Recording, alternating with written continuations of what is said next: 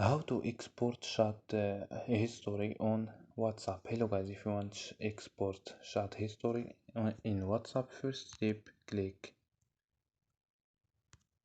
your app WhatsApp and click this option, click settings and scroll down and click chats.